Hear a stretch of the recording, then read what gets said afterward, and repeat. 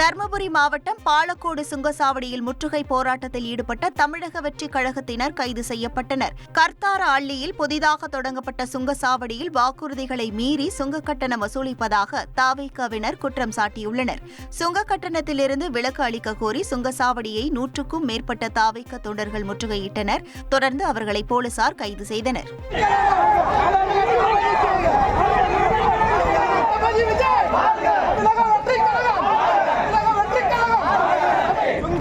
சுற்றியுள்ள மக்களிடம் வசூலிக்காத தமிழக வெற்றி கழகம், தமிழக வெற்றி கழகம், தமிழக வெற்றி கழகம்.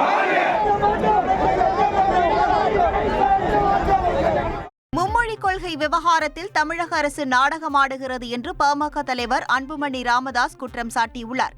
கோவை விமான நிலையத்தில் பேட்டியளித்த அவர், மும்மொழி கொள்கையை ஏற்றுக்கொண்டால்தான் நிதி தருவதாக மத்திய அரசு கூறினால் அந்த நிதியை எதிர்பார்க்காமல் தமிழக அரசு கல்வித்துறைக்கு கூடுதல் நிதியை ஒதுக்க வேண்டும் என்று வலியுறுத்தினார். தொகுதி மறுசீரமைப்பு தொடர்பாக தமிழக அரசு கூட்டியுள்ள அனைத்துக் கட்சி கூட்டத்தில் பாமக பங்கேற்கும் என்றும் அவர் கூறினார். முதலமைச்சரை கேட்கிறேன், நீங்க ஹிந்தி திணிப்பு வேண்டாம்னு சொல்றீங்க, அதை ஏத்துக்கிறோம். தமிழுக்கு நீங்க என்ன பண்ணீங்க? தமிழுக்கு நீங்க என்ன பண்ணீங்க? தமிழ்நாடு பட்ஜெட் எவ்வளவு? கடந்த ஆண்டு 4.5 லட்சம் கோடி. கல்வித்துறை பட்ஜெட் எவ்வளவு? 45,000 கோடி. இந்த 45,000 கோடி 2,100 கோடி என்னால கூடுதலா கொடுக்க முடியாதா? வேண்டாம்னு சொல்லிட்டு போறோம், அவ்வளவுதான். இதுக்கு எதுக்கு இவ்வளோ டிராமா நடத்திக்கிட்டு தினம் டிராமா பண்ணிட்டு இருக்கீங்க? நீங்க உங்க கொள்கையும் வேண்டாம், உங்க நிதியும் வேண்டாம், அவ்வளவுதான், முடிஞ்சு போச்சு.